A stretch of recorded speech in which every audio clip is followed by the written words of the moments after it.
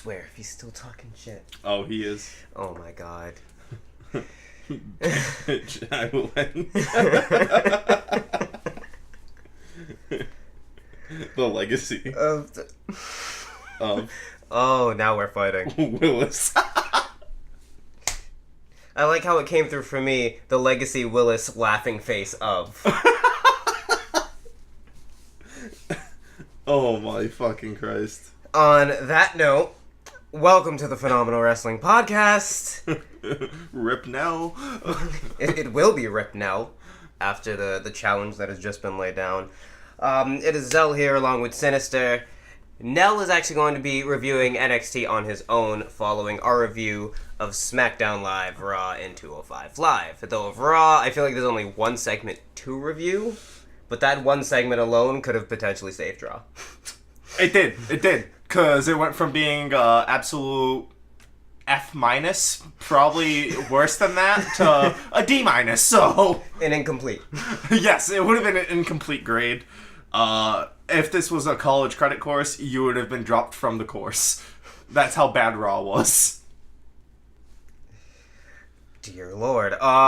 Did you end up seeing the clip that went up on WWE.com afterwards? Possibly. It was the actual end of that interview. No. Well, talk about it, and I will bring that up after. Okay. Well, so... how do I start off Raw? Heart garbage, heart garbage, heart garbage, heart garbage. Heart garbage? Heart garbage. Because my heart is literal garbage because of the show now. But the show kicked off with a recap of last week and everything that went down. Brock Lesnar turning on Heyman and all the shenanigans that went on. It was set up to be good. It was, and then they plummeted. Because Kurt and Baron Corbin were in the ring greeting the crowd, and because they were in Florida once again. Uh-huh. So that would... Orlando specifically. Jacksonville. Oh, Jacksonville. Was last week Orlando, or was just SmackDown in Orlando? One of them... It was SmackDown. Alright. Because 205 was in Orlando. I thought they both did Orlando just because. Yeah, no. They were in Jacksonville, Florida. So that would explain the pop that Roman Reigns got again, because of Florida. From there. But Kurt decides to confirm that since Lesnar entered the ring last week, Paul Heyman would still be employed. Roman interrupted in order to question if Lesnar had gotten out of the SummerSlam match by being suspended. Angle eased Roman's worries by explaining that the match was still on and that he specifically fought for Lesnar to not be suspended so that the match would not be postponed. Roman and Corbin began arguing back and forth, which ended up leading to them having a match to open the night, which Roman won, but Corbin got a lot of offense in that match. I will say that. But Corbin got a little too much offense. A little too much. But once Roman went to go line up for the spear, Corbin rolled out of the ring, tried leaving, but Finn Balor came, prevented him from running away, which ended up leading to him catching a spear and losing. Next was actually Bobby Roode against Mojo Rawley. After what happened last week with them, with Bobby Roode attacking Mojo in the back room. Bobby Roode, official mid-carder Bobby Roode. Yep. If you even want to call it mid-card. Official lower mid-carder Bobby Roode. Yep. Bobby Food. Yes, Bobby Food. No longer Bobby Roode. I'm sorry about your damn E. coli. Was it all that barbecue sauce? It was all that barbecue. Making it We're rain. making it rain, Sarah. It's been weeks and that won't go away. Oh, no. It's never leaving. Oh my god, what he said on Monday. Oh, I'm bringing that up. Oh, no, you can't bring that up. Oh, I'm bringing it up. No, that's a little too far. No, it's not. I just have to go back and find the texts. Well, it was text to me. And me. Oh, and that's right, it was you. Mm-hmm.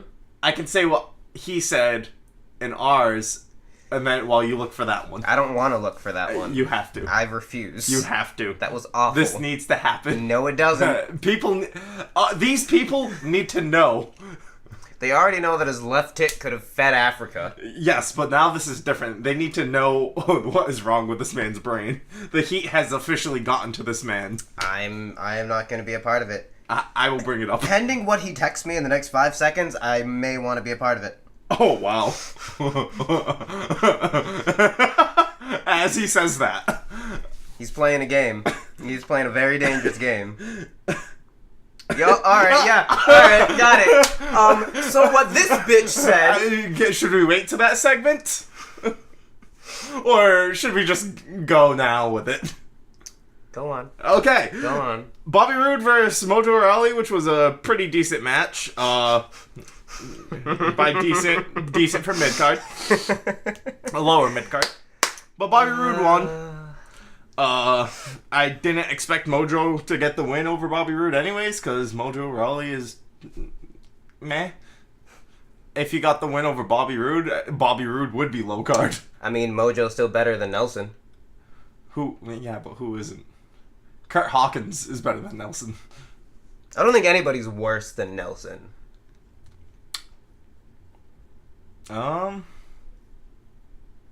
Maybe Lesnar. No.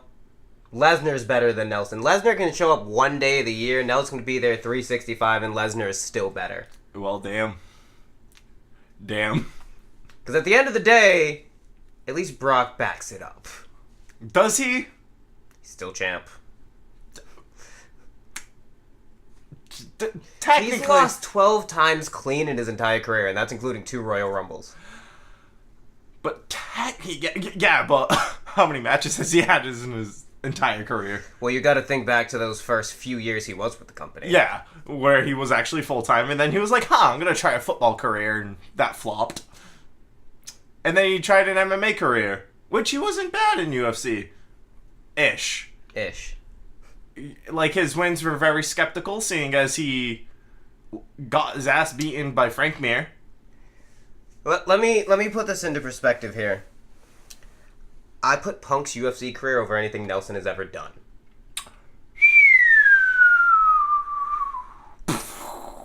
And you can't teach that. Damn! Go on with Raw. Alrighty then. There was the next segment, which continued this storyline for some odd fucking reason, with Elias beginning to sing to the WWE Universe per usual, before being interrupted by Bobby Lashley once more. Lashley and Elias went back and forth for a while before it ended in a fight where Lashley came out on top, per usual. Elias was 100% correct, though, saying Bobby's big return has been absolutely nothing. That he made a statement when he came into WWE again by interrupting Elias and suplexing Elias. They left that storyline in the dust. That was like a one-off thing. And now they're back to it months later. Well, he's not wrong. His debut was nothing. Kind of like Nelson, but that's not the point. Still more than Nelson. His debut was trash. Yes. Still better than Nelson. But they started doing him right. And then they just brought it back to trash, but still better than Nelson. And there's a reason for that. Roman Reigns. Just because he lost to Roman doesn't mean he can't still be booked as a badass, though. Yeah, but that's the thing. He shouldn't have lost to Roman. He beat Roman at Extreme Rules. What was the point of that Extreme Rules match? Nothing. There was absolutely no point to it. That should have been the number one contenders match, instead of going into a 6-man number one contender match. Which, everyone's claims Corbin lost. That's why he didn't deserve to be in that number one contenders. But Roman also lost. So, I'm all for this whole Roman thing right now because he's actually getting there where he needs to be. And that's thanks to Paul Heyman, because Paul Heyman's been helping him out with his promos. He's actually been holding classes down at the Performance Center. Who, Paul Heyman? Yeah. Ooh. Imagine a faction with 2 managers. Paul Heyman and Paul Ellering. There were 3 names in particular that stood out at the class. Yeah. In particular that he was working with. Shayna Baszler. Needs it. Lars Sullivan. Needs it. And Bailey. Ow! One of these things is not like the other. Why are you there? I mean, I think nobody needs the class more than Nelson. I'm gonna say that. I would.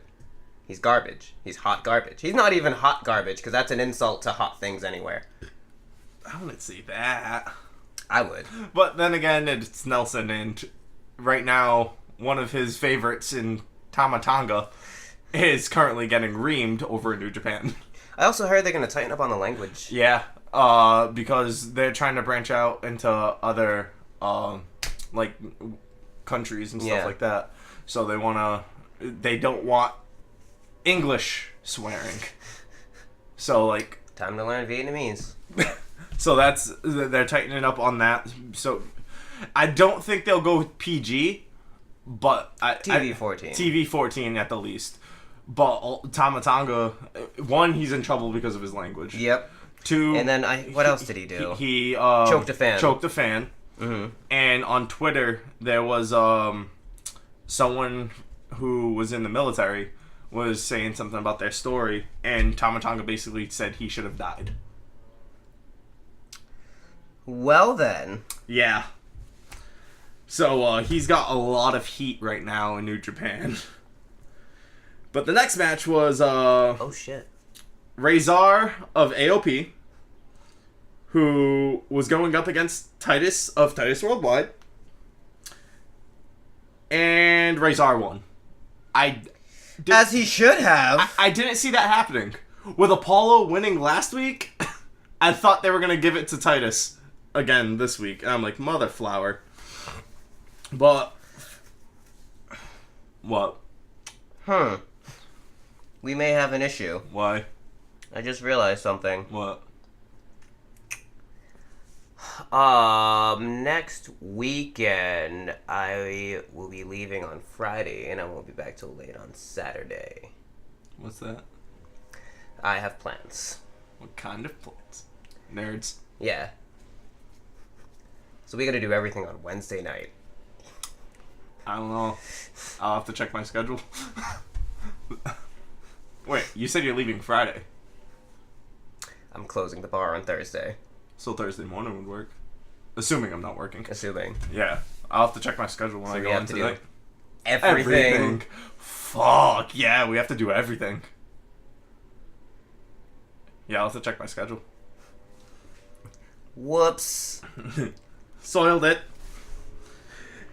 Well, following that match, we had the return of the Kevin Owens show, which KO had the guest of Jinder Mahal. And this was basically a way for KO to build up his feud with Braun, and for Braun himself to perform another crazy feat of strength, which he did by lifting that stage and flipping it over. Which then led to Mahal with another match against Strowman, which KO tried to steal the briefcase. Again. He got caught real quick, dropped the briefcase, ran up the stage, and then ran back down, tried to grab the briefcase while Braun was turned around, started running away with it up the ramp. Braun followed him, beat the shit out of him, got it back, and then Jinder came and he hit Jinder with the briefcase, giving Jinder another win for the second week in a row, but this time by DQ. And that's the story they're telling, because Braun can't lose by DQ or count out. No. And then I can see something happening there. One of two things. Jinder ends up attacking KO this weekend, giving Braun a win by DQ, or attacks Braun, which gives Braun the win by DQ, or vice versa, attacks Kevin Owens to give him a win by DQ. That's the only thing I can see happening for KO to actually win that. I just don't see him winning it. I've been saying it this whole time. Yeah. It's possible, though. But this is where it's difficult. Because they're saying it's going to be Roman and Kevin Owens at Hell in a Cell. They are talking about that, but nothing has been said for the title. Yeah, it hasn't. Which every other match that's listed so far that is for a title is there. For some reason, Jeff Hardy's facing Randy Orton. Yeah. That's advertised. When he's supposed to be taking time off. Which, for some reason, he's fighting Shinsuke in a one-on-one match for the U.S. title. Weird. Which means Shinsuke's retaining at this point. Yeah. Because that's not being advertised for the U.S. title. Either Shinsuke's retaining or Randy's getting involved again. But then what is Shinsuke doing at Hell in a Cell? Andrade Cien Almas? I mean, hopefully. Now that they figured out they can do something with Andrade. It should be the main event picture, but... they're going to keep running with Joe. Unfortunately. Because Joe's got another title match. At Hell in a Cell. Unfortunately, I'm fine with Joe having a title match. I am, but... what did you do? You beat Ty Dillinger twice in R-Truth and got a title shot. He's done nothing. But they haven't had anyone on SmackDown do anything. No! SmackDown has been shit. Raw has been shit. 205 Live has been up and down. All SmackDown's done is tell their stories but not progressed anybody. Yeah. It's... aside from trying to kill Rusev Day. Pieces of shit. Next was Seth Rollins, who was initially set to tag with Roman Reigns to take on Dolph Ziggler and Drew McIntyre because Seth was supposed to find a partner, and Roman came up to him later in the night. Should have been Tyler Breeze. Said, I'll be there. I had so many things swirling through my mind here. I'm like, could it be a Matt Riddle? Could it be a returning Dean Ambrose? Could it be... It should have been... could Tyler Breeze? You think way too hard about a lot of things. I do. And it just never gonna happen. No, because they ruined a perfect opportunity. And now they're saying Dean most likely won't be at SummerSlam. Yeah. Or the Monday after. Yeah. It'll be the following week. Yeah, they're still saying Dean's not cleared, but he's doing good. Oh, no. Like, he's cleared, but they don't have anything to use him for at SummerSlam or the Monday after as of right now. But the Monday following that one, he'll be there for sure. See, I've heard Dean isn't cleared. He could be on TV, just not in a wrestling capacity. So there's a potential for that, but it doesn't seem likely. Yeah, which is stupid. Absolutely stupid. Or hell, maybe a returning Jason Jordan could have partnered with Seth Rollins. I just heard that his neck injury is worse than they thought. Who, Jason's? Yeah. I haven't heard that. I scrolled by it, but I didn't click it. When was that? Earlier today I scrolled by it. Oh, I have to look into that then, because the other day I was reading that they're going to be bringing him back soon to put him back with Gable. I guess you can say he's ready, willing, and Gable. Please bring that back. I loved that. Say it. Ready, willing, and say it. Say it. No. Too sweet me. No. Too sweet me. No. Too sweet me. No. Too sweet me. No. Too sweet me. No. Come on. No. Come on. No. Just come on, man. Okay. No. What the fuck? But as they're heading out to the ring, Kurt and Baron walk up to Roman to tell him that Stephanie said that Roman is not allowed to be Seth's partner because they don't want to jeopardize the main event at SummerSlam. So, therefore, he could not compete in another match, which left Rollins stuck in a handicap match against Dolph Ziggler and Drew McIntyre, which he lost because no partner showed up or anything, which was stupid. And then you had the B team, who came out to a new song. Oh my god. You know what my exact response to was when they came out? Yours was probably, yes, yes, No. yes. I'm like, oh my god. We got the Spirit Squad 2.0. I mean, same. Same. They're like a bunch of cheerleaders. Pretty much. Just gotta, hey, you know what? Put Tyler Breeze with them. Don't disrespect Breezy. Why? Spirit Squad won titles. I want CrossFit Breezes. CrossFit Breezes. CrossFit Breezes. I hate you. You had the B team who was taking on the Revival, which was setting up for basically next week's match for the Deleters of Worlds, who interfered and caused a no contest because they attacked both teams. The way they did it, though. Yeah. You're gonna talk about how they did it? They caused the blackout, replacing both men on the apron for as they were both going for tags, which was very interesting. And then they attacked both teams, causing the draw to set up a triple threat tag team match for the titles next week on Raw. Which I feel like the Revival's winning next week. I don't know what Raw's doing. It's Raw. I'm going to say the Revival's winning next week. But B team is not getting pinned. So then they still face the B team at SummerSlam. Yes. But B team will not be pinned next week. It'll be the probably Matt Hardy again. And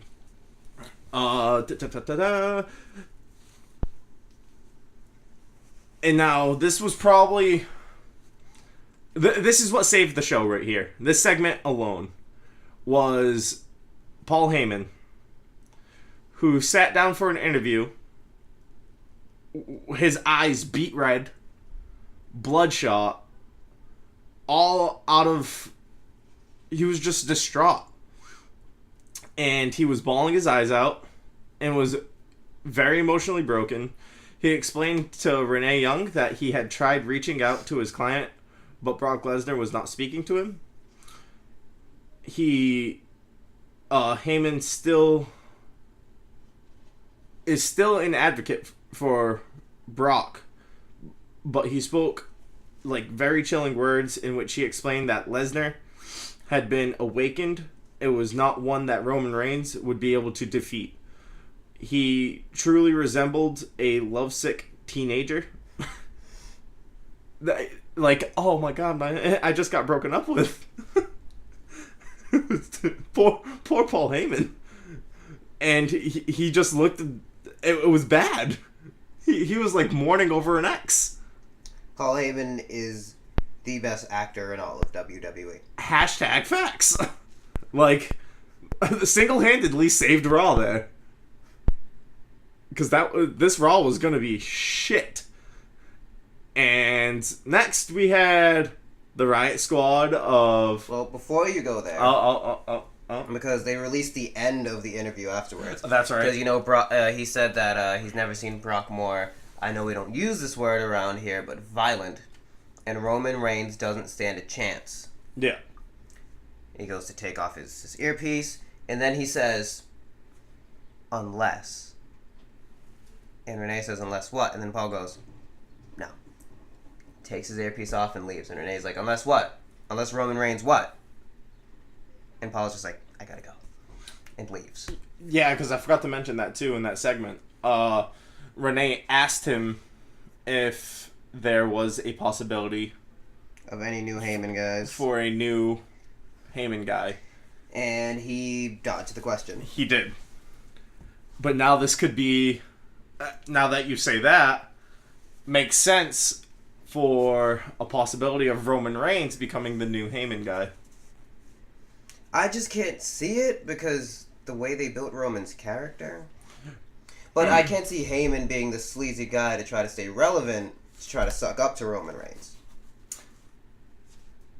Unless they turn Roman heel. At this point, I don't see it. The way his promos have been lately, He's not a good guy. He's not a bad guy. he's just the guy. He's just a guy. I don't know. He doesn't care. He flat out said, "I don't care about the WWE universe and what they think." That's heelish talking. Yes, but you look at the way he carries himself and his morals, and he has a lot more face morals than anything. For now, think of what could happen to another loss to Brock. Maybe he'll lose to Brock again and just snap. Or get cashed in on after finally getting it. Again. And snap. I don't see him snapping as a heel. At this point, they're running with this, and they're running it dry. It's been dry for 3 years now. Yeah, they're running it dry. This has been 3 years. 3 years. Let that sink in. 3 years. Continue. Of Roman and Brock saga. Continue. Riot Squad versus Bayley and Sasha. The Boston Hug Connection. Yes. Awful. I like Awful it. name. It's like the Rock and Sock collection. Connection. Oh. When Sasha tweeted, like, what should our finisher name be? Yeah. Kathy Kelly won. Did she? Because it was need a hug. I love Kathy. Spelled K-N-E-E-D. Need a hug. I love Kathy Kelly. So does Finn. Good luck and congratulations, Finn. You got yourself a nerd. She's a dork. Continue. Well, as things started to look very dim for the Riot Squad, they ended up winning because of a returning Ruby Riott. Yep, so glad she's back. Love me some Ruby Riott. Yes. And who's part of the Riot Squad? Sarah. Who? Sarah. This man, MisterArcadia, aka Nell, is very deranged. Bring up the evidence. I thought you were gonna go first. Alright. Oh, fuck, now I gotta find it. This sick little man. Because the best part about this, it was in our group chat with Shelby, who has no idea about any of that happened.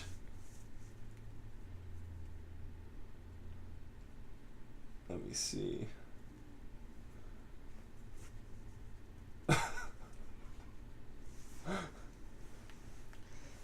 He's something else, alright. So, this is how it starts. Dear Black Jesus, I can see her tits. They're bigger than Betsy. Shelby was like, what the hell? And he was like, sorry, Betsy, here is my horse. And sent a gif of a horse running. She got a big old dick. I was like, Jesus fucking Christ. He was like, what? Sarah? So I told Shelby, I was like, you've missed a lot. Nell has fallen in love with Sarah Logan and has an issue with his horse. He was like, I need that sweet cherry pie. I can smell the barbecue cooking in those thighs. That pin. Thank you, Miss Banks. And then he was like, yes, yes, yes. Button mashed. Oh my fucking God, Sarah. Give him hell. Make it rain, Sarah. Make it rain. And I was like, I'm sorry, Nell.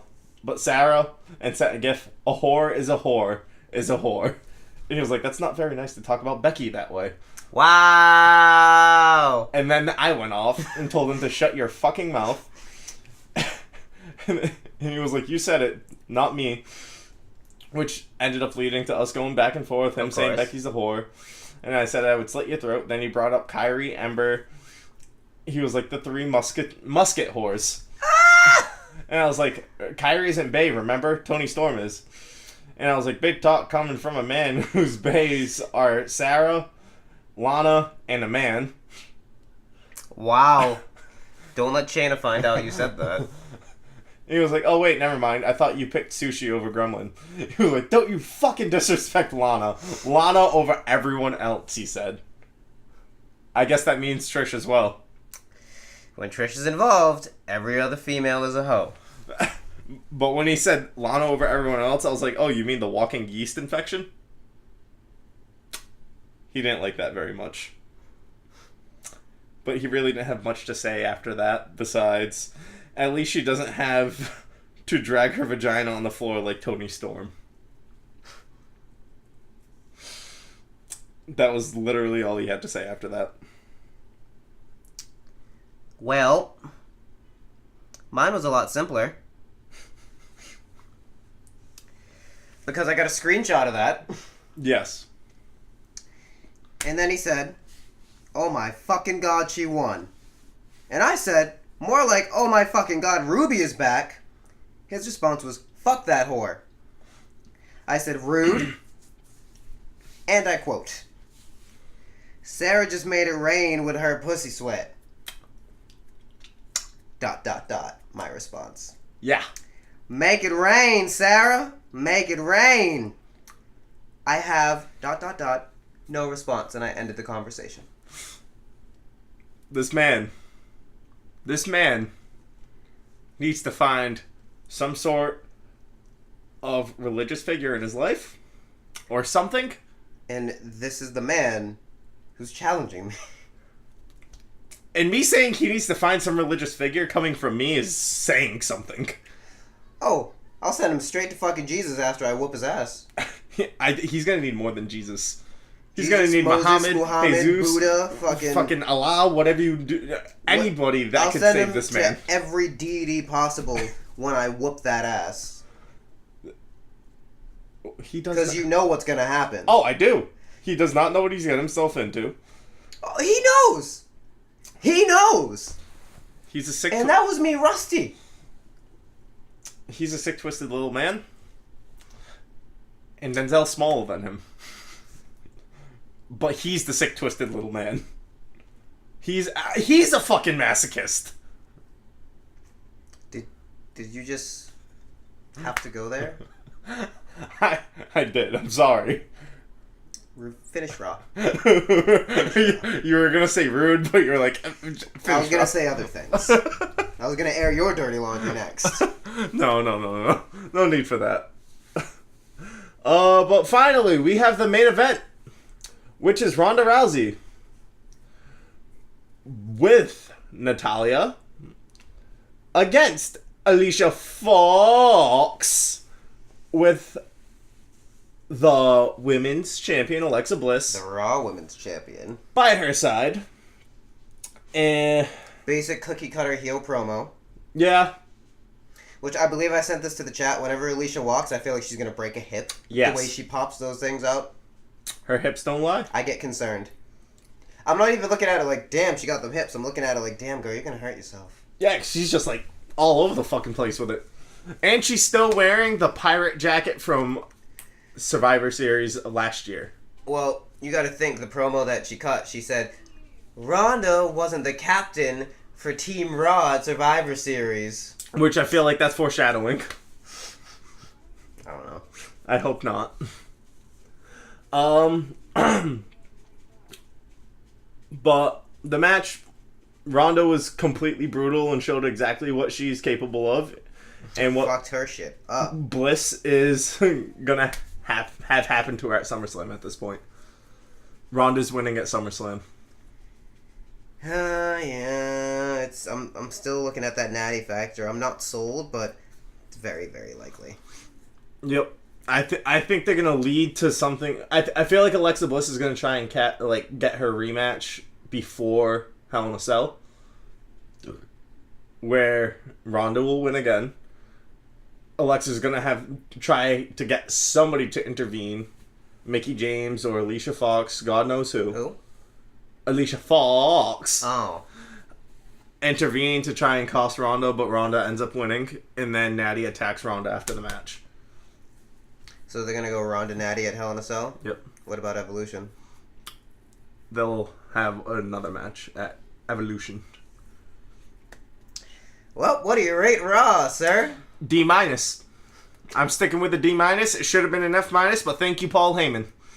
I'll give it a D+. I give Paul Heyman more than that. I give it a solid 70 C-. Just for the sole fact of Paul Heyman. Sole fact. I don't know. If it's Paul Heyman, that's tough. Because I was giving it an F-. So that's why a D+. Kind of went up a few letter grades. Yeah, Raw was terrible. It was.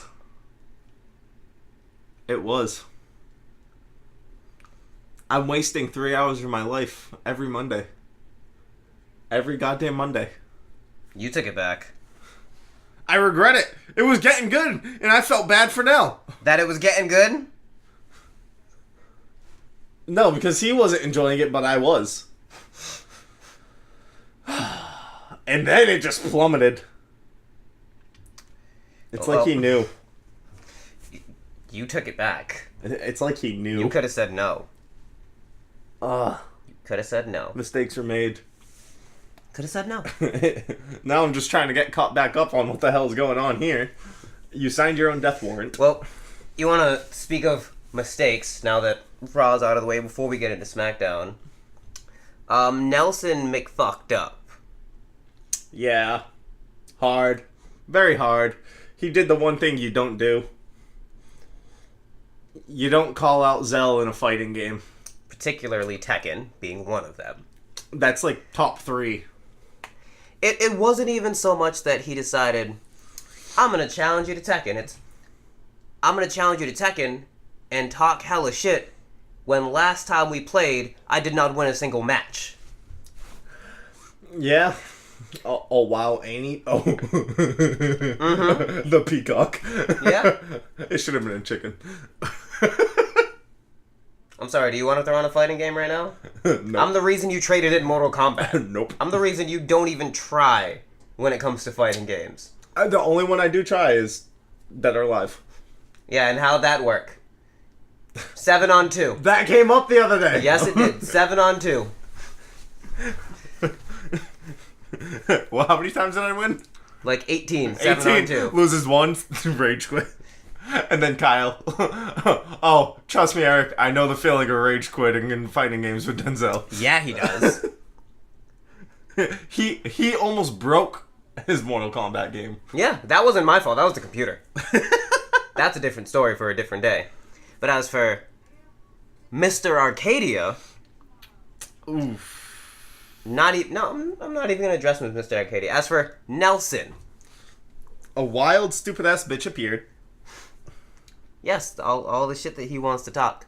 When he couldn't get a single match on me. So, these are my words of wisdom for you, Nelson. You pick that game up, and you play as long as you can play. And you practice as long as you can practice. Find some of the best players you know, and practice against them. Because at the end of the day, you're still going to lose. First to 15 rounds... Well, 3 rounds a match, first to 15 wins. So basically, we're only going to have 15 matches, is what he's telling me. Yep. Because as we've established last time we played, you can't touch me. You can win a round, sure, but you can't win a full match. You choke under the pressure every single time, which is like what you do when it comes to predictions. Lightning doesn't strike twice. So sorry, but it looks like you'll never be predictions champion again. Sorry, but it looks like you'll never beat me in Tekken. So practice all you want, do all the training you're gonna do. Fact of the matter is, you are literally nothing. You are more nothing than an empty space. You are more nothing than the fan base on the release of No Man's Sky. Who? Exactly. You are more nothing than Steve Blackman's wrestling ability.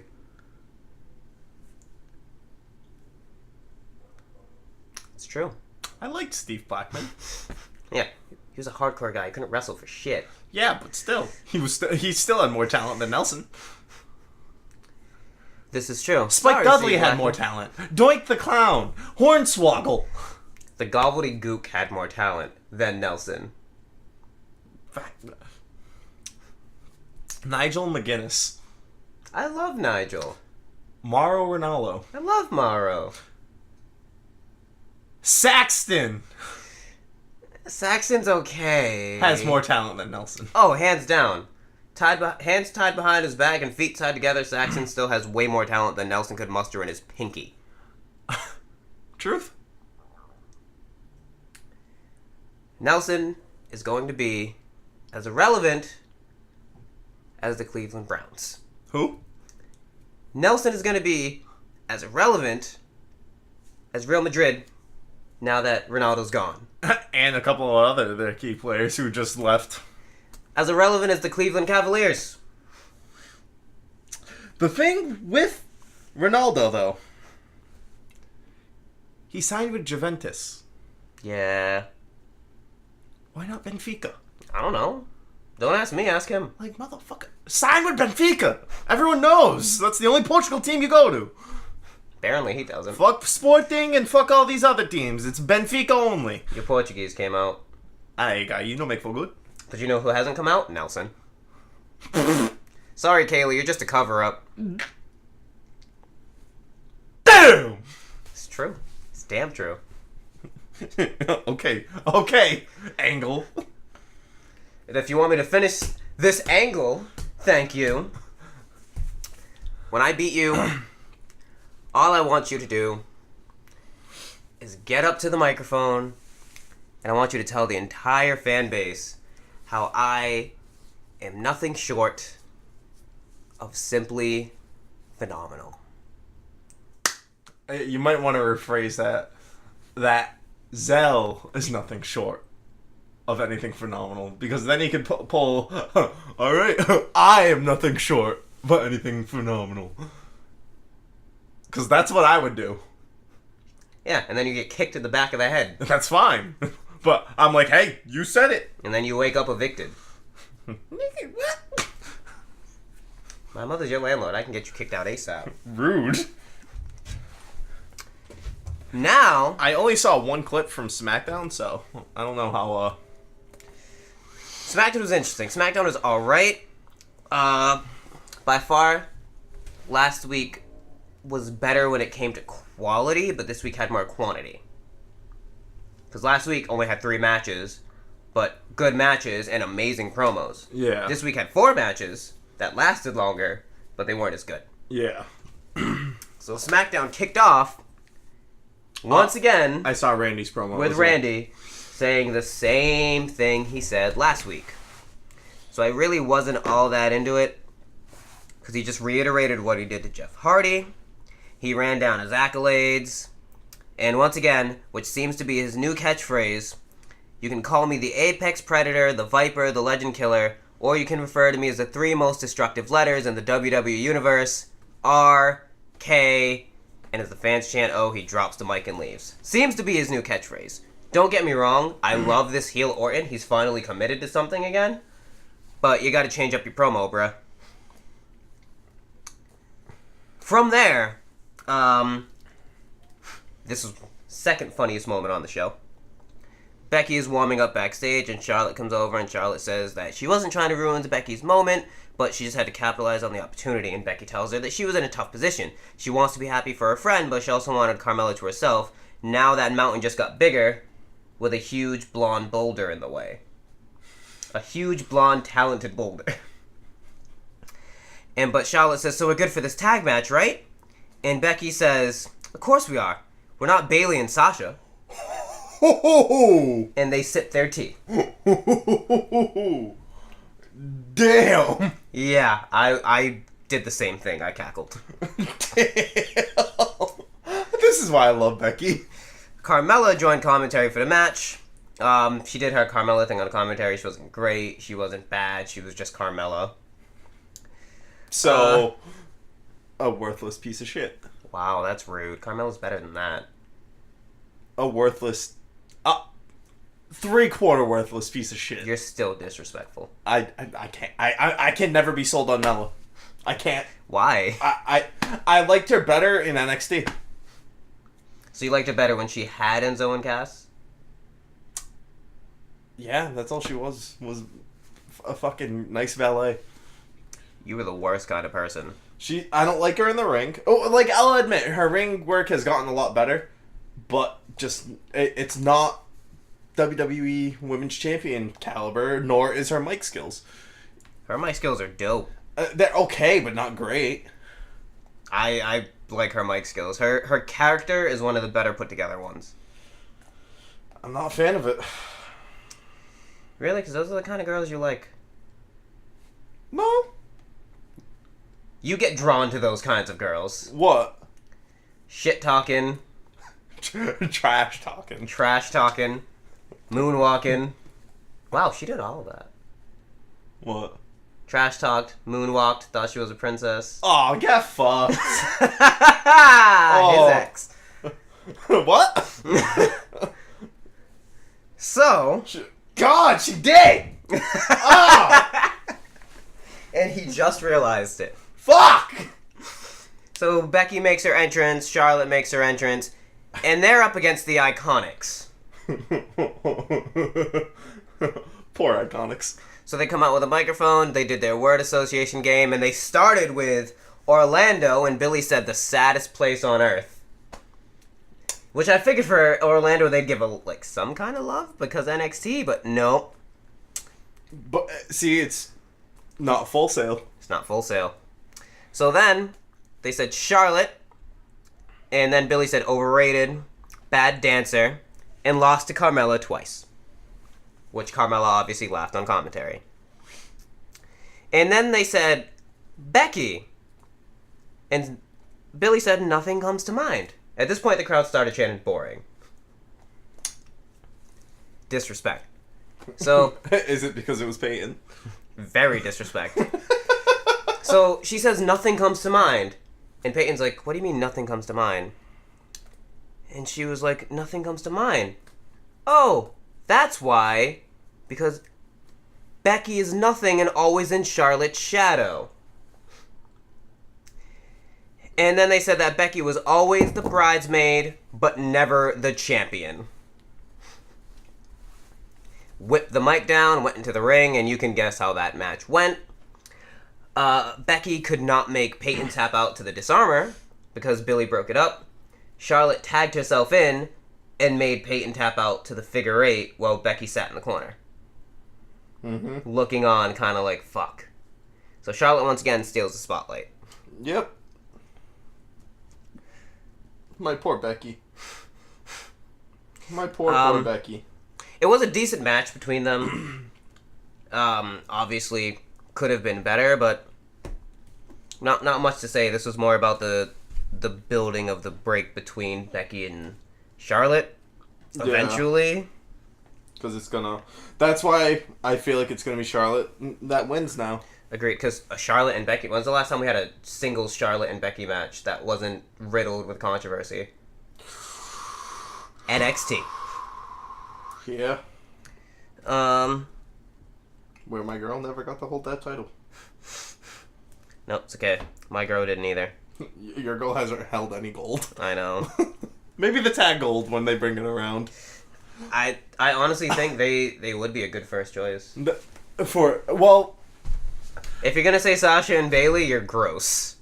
I think it would be Sasha and Bayley though. I'm waiting for them to break up. Unless they form a Spanish-Russian team. I literally hate you, and I wish you would stop thinking these things that'll never happen. I would rather enjoy that team just from watching the matches. Give them the gold. Just hand it over to them too. But speaking of throwing microphones down, I forgot to mention this. Ronda Rousey? She Gronk spiked that microphone. Yeah, it almost came back and hit her in the face. Yeah. I literally had to send a Gronk gif. You know how I feel about the Patriots. Mm-hmm. I like Gronk, though, because of... he's a partying person, and I love that. He's a hilarious fucker. Speaking of hilarious fuckers, next up was The New Day being interviewed by Renee, and they talked about how on commentary last week, they were so great. And they said, well, we can do other things. So Kofi puts on a wig and becomes Kramer Kingman. I seen that. And he talks like this in the interviews, and he talks really, really fast, and it's fucking hilarious. And when they say your boys, that he goes, New Day! I love Kof. And the entire segment was perfect. They basically just went on to say that the Power Positivity is going to take them to SummerSlam, and they're going to win the titles. And they gave Renee the wig as a souvenir.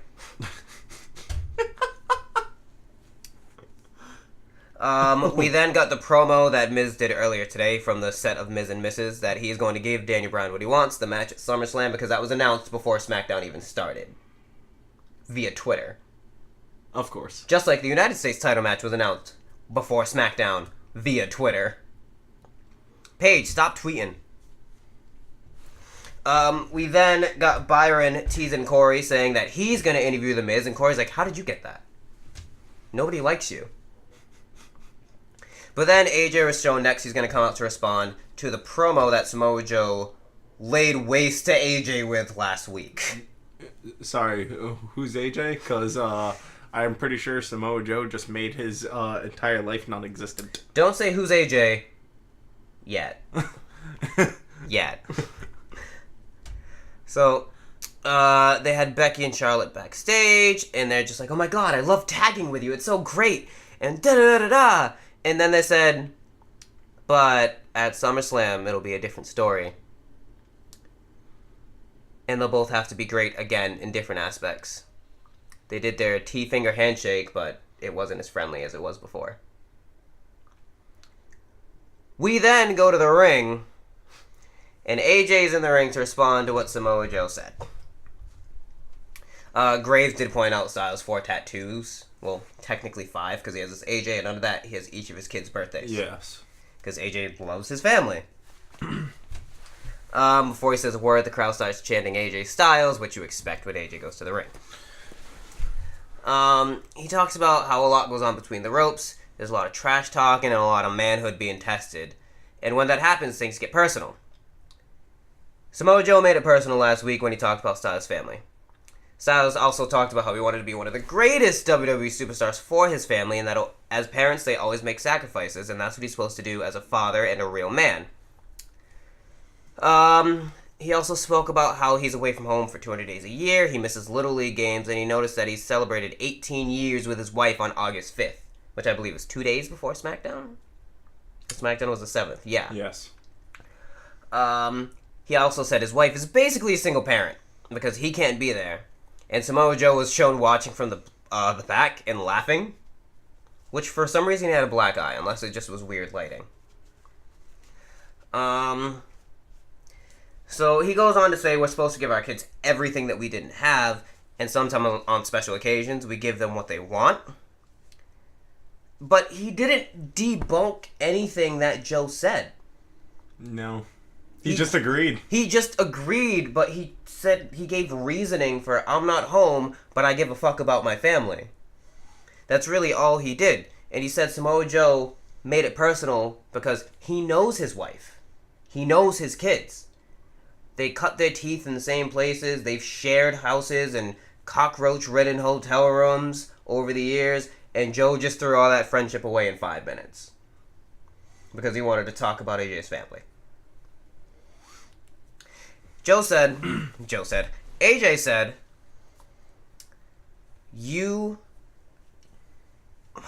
what did he say? How did he say it? He said, you'll be lucky to even put your hands on me. You'll be lucky to walk out of SummerSlam at all. And then, once again, it shows Joe laughing, because he realizes he got to AJ. Mm-hmm. I mean, it's a good promo, but you didn't debunk anything Joe said. No, you just agreed with it, and you didn't attack him back, really. Like, that's why... You just defended yourself. Yeah. And that was really it. Because I guess Joe's not wrong. No. Joe's right. And that Joe intensity is hard to compete with. There it is. He's a great heel. Oh my god. Amazing heel. Best on SmackDown. So then Lana was shown warming up backstage. because she has a rematch with Zelina Vega. Mm-hmm. Rusev came to support her and said that he's going to be more supportive and he'll be at ringside tonight. And they're happy, and then Aiden walks over. Lana also has completely foregone the accent. Yeah, gone. At this point, it's just completely gone. Not even a Rusev. Just gone. Rusev. Aiden apologizes. He says, even if you want to hit me, that's fine, but just let me apologize first. And he says, I don't know who I am without you guys. And Rusev's like, all right, we forgive you. And he shakes his hand. And they go to leave, and he's like, but this week you stay back here. Oh, no. So he stays. Because I seen this. Zelina and Andrade make their entrance. Then Lana makes her entrance with Rusev. The ravishing Russian Lana, who is no longer Russian. They basically have the same match they had last week. Lana being portrayed as the more dominant one. Zelina being portrayed as a sneaky heel. Andrade and Rusev start fighting on the outside. Lana goes up for the top rope. Aiden runs out, breaks Almas away from Rusev, and slams him into the ring post, which knocks Lana off. And then she ends up catching a double knees from Zelina. 1, 2, 3, Zelina wins. Almas and Zelina leave, and Aiden is just kind of sitting there like, oh, it happened again. And Lana and Rusev are like, it happened again. Rip. Get ready for the kickoff show. Rip. Shinsuke got interviewed by Renee later, and she asked him about Jeff. And he said, who? Jeff was erased. So he didn't know who Jeff was. This became my favorite moment of the entire show. Because R-Truth walks up with Ty, and Ty saying, don't do it. Truth says, I want a shot at that United States title. And they ask him, how exactly are you going to do that? And he says, the same way everybody else is getting title shots, by pinning Carmella. I don't often bust out laughing when I watch wrestling, but I busted out laughing watching that. Oh my god. I fucking love Truth. Dillinger said that's not how it works for them. Nakamura then said something in Japanese, and Truth was like, well, I never. And he said, change is planned. Match with Carmella is off. I'm fighting Nakamura. Oh my god. Yep. Saxton then got in the ring to interview The Miz, who is via satellite. Makes sense. The Miz's cookie cutter, Brian is nothing. They went into their past, and then Brian actually came out and started whipping The Miz's ass. The security came into play. He started beating the security up, went back to The Miz, more security came. The Miz ended up breaking a vase over the back of Brian's head, and they ran away. Brian then got up and left after, a minute of being dead. Well, it's Miz on the promo, so it was good. Yeah. But it was the cookie cutter. I'm better than Daniel Bryan. Daniel Bryan's nothing. He didn't get famous until me. Mrs. Mrs. did way better than Total Bellas ever did. And every other show. Yep. Then Shinsuke makes his entrance. R-Truth does what's up. They fight. Truth gets some early offense, but Shinsuke ends up winning because obviously. Yeah. Once again, decent match. Nothing special. Don't know what this is to further, though. No. We then got the Bludgeon Brothers. In a squash match. They cut a promo, and then they have a squash match. A 2-on-3 handicap squash match. Against nobodies. 3SK. Who? They were called 3SK. Probably a local. Developmental, maybe. Graves did say that one of them had the Roman Reigns starter kit.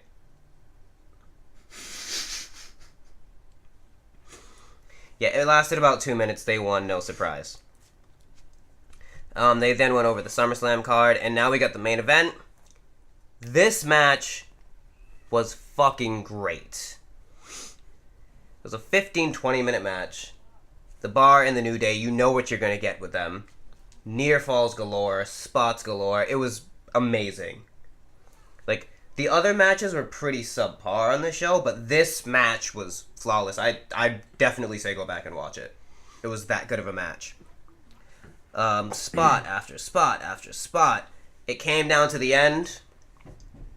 What fuck are they doing outside? I don't know. It smells like a fire pit. Well, there's a fire pit out there, but I mean, the fuck are they banging? Rude. Bongos.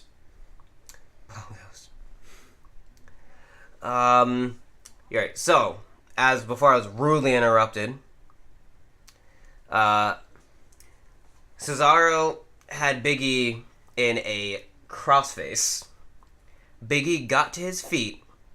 Kofi took out Sheamus. Kofi tagged in, and while Cesaro still had the crossface in while Big E was standing, he flipped him around and set him up for the Midnight Hour. 1, 2, 3, the New Day are facing the Bludgeon Brothers.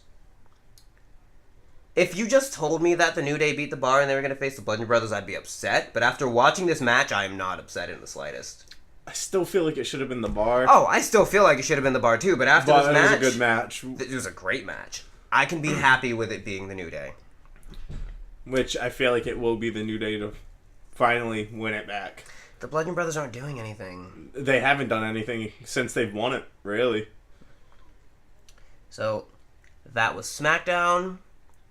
I'm going to stick with the average for SmackDown with that match. If it wasn't for that match, I would say like C+, C. Mm-hmm. But that match brings me up to like a 80 B-, like solid B-. Yeah, well, I was going to say C+, B- as well. And that brings us on to 205 Live, which isn't as relevant, but still more relevant than Nelson ever will be. Truth. And more relevant than Raw, at least. Raw's still more relevant than Nelson. Well, Raw is, but not more relevant than 205, unfortunately. Dude. Because of the 3 hours. Any wrestling show ever on the WWE Network, its lowest rated show is still more relevant than Nelson. TNA's more relevant. Facts. And TNA doesn't even exist anymore. Facts. That's how relevant it is. Fuck that owl. So 205 Live kicks off with a recap of what happened last week, and then you got Vic Joseph, who I love. I love Vic Joseph. And Nigel McGuinness and Percy, who welcome you to Orlando and then prepping you for what's going to happen throughout the night. And what's going to happen throughout the night? Because I have no idea. Well, they inform everybody that they're going to be checking in with Cedric because he was jumped by Gulak last week. Oh, good. But the first match is Buddy Murphy versus Tony Nese versus Lucha House Party and Kalisto Lince Dorado with Grand Metalik by ringside. It was Buddy Murphy versus Tony Nese versus Lucha House Party? Buddy Murphy and Tony Nese. There you go. That's what I said. You said versus. We're going to have to go back. You said versus. I said and. You did not. Where Vic Joseph actually reminds us, because Lince is actually hurt right now. Oh. He has a sprained thumb ligament. What? Yeah. How do you... Never mind. And he actually started the match against Buddy Murphy. Which Buddy Murphy overpowered him. And he kept isolating Dorado in the corner. Lince fought back. Both teams got tags. And Kalisto got a near fall on Buddy. It was very fast-paced sequences at that point.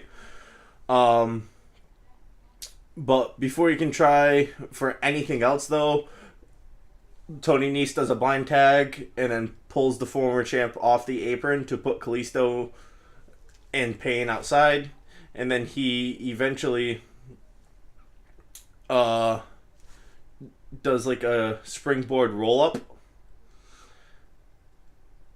And then Buddy Murphy was between him and the corner. And then he finally got there after fighting off both Tony Nese and Buddy Murphy. But Tony Nese pulled Lince off the apron. Then he kicked Nice off of him into Buddy Murphy. They crack heads, and Lindsay came in with a tag, and he came in hot. He cleaned out the ring, and then he gets a close 2 count on a sit-out face-buster inverted suplex. But Buddy breaks it up. Lindsay catches them both with a double lethal injection, then tags Kalisto, and they connect with tandem dives. When they get back in the ring, though, Murphy throws Dorado out to the floor.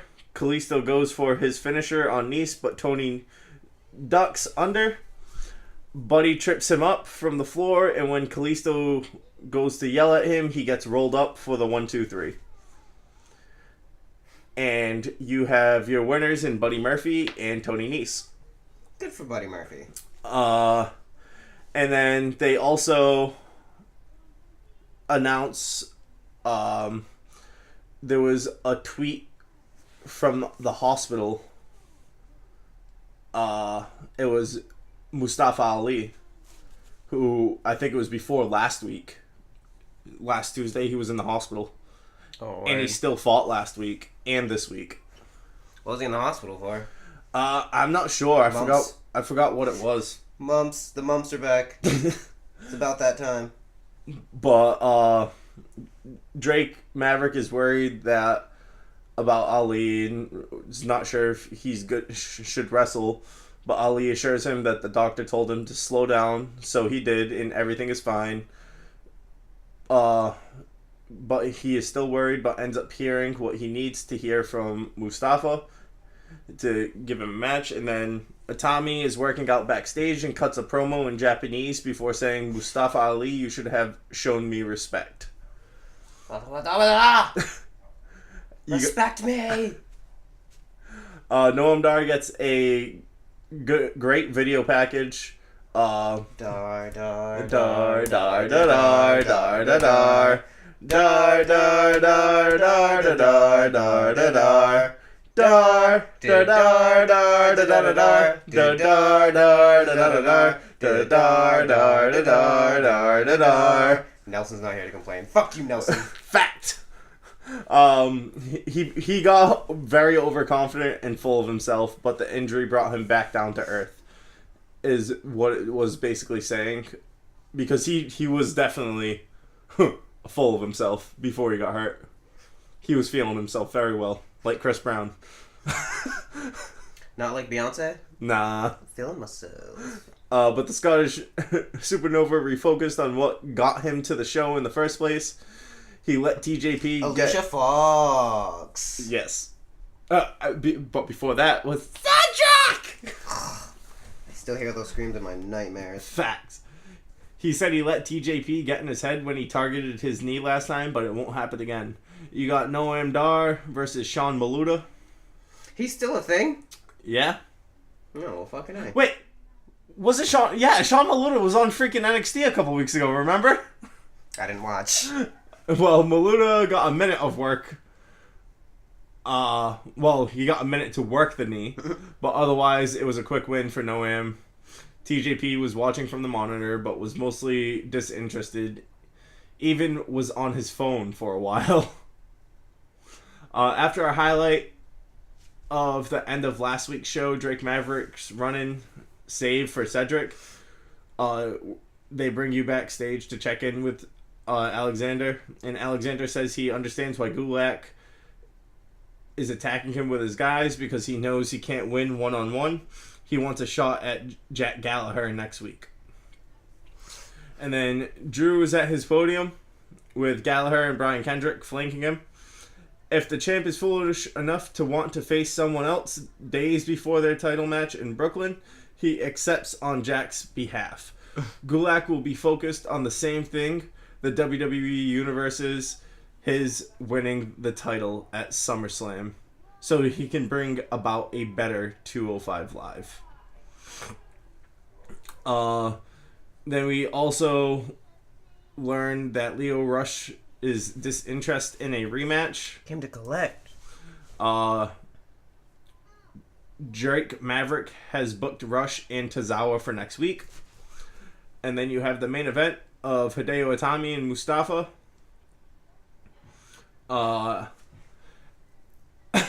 It was a typical stalemate to open up. Ali sped things up and gets an early cover after a crossbody, and then he looks a little winded. However, because he was supposed to take it slow. Take it slow. Oh. Sorry, John Legend.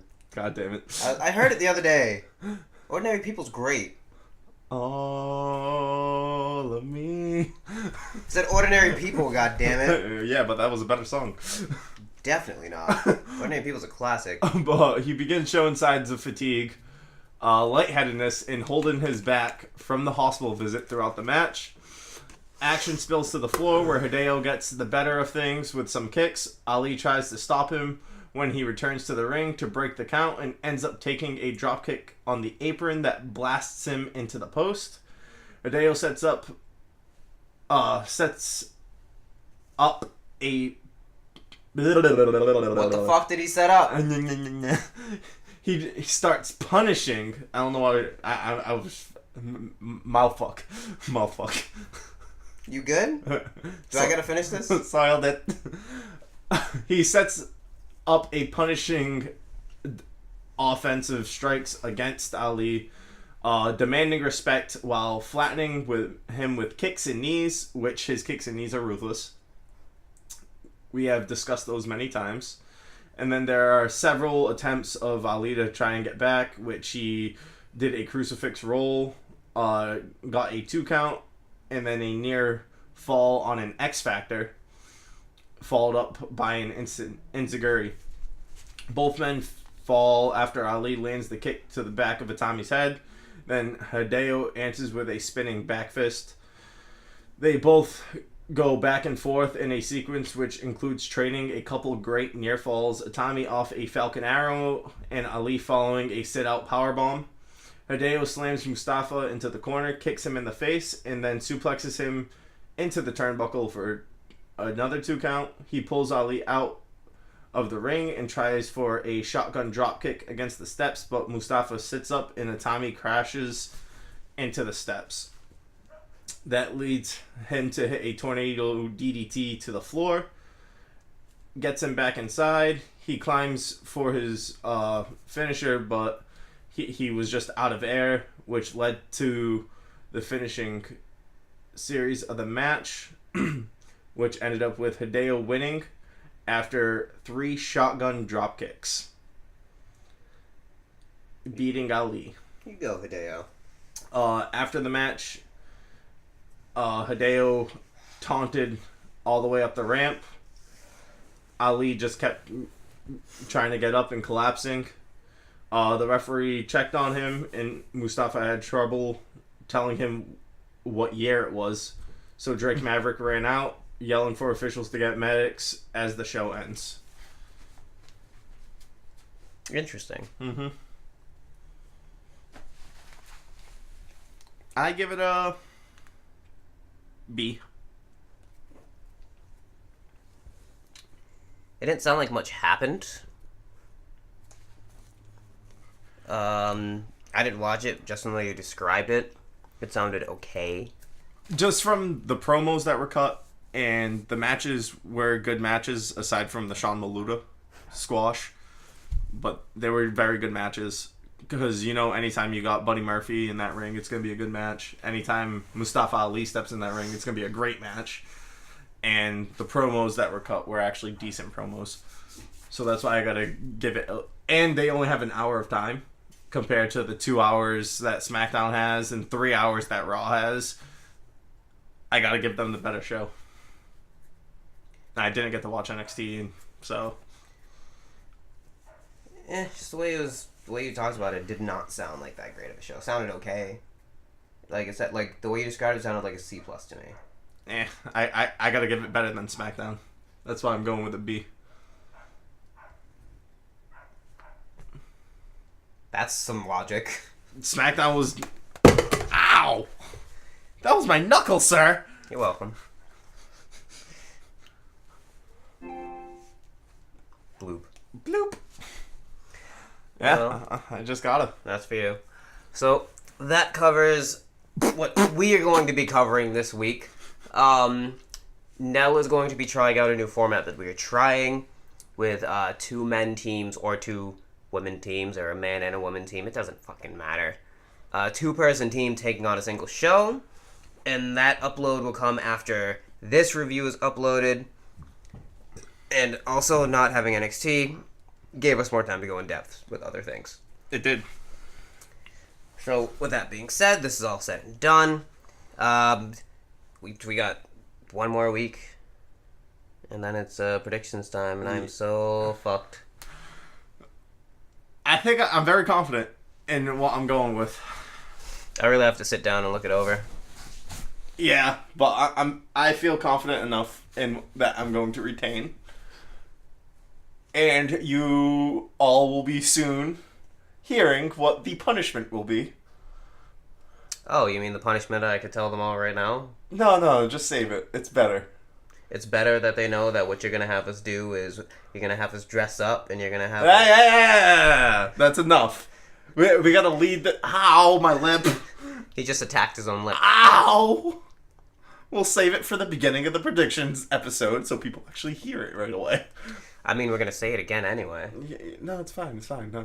Well, that is this week in the Phenomenal Wrestling Podcast. Considering we're going to be dressing up. Once again, you got Nell. Not here. Was yours the dancing? Or Synyster Titanic? and Zel closing out. Later.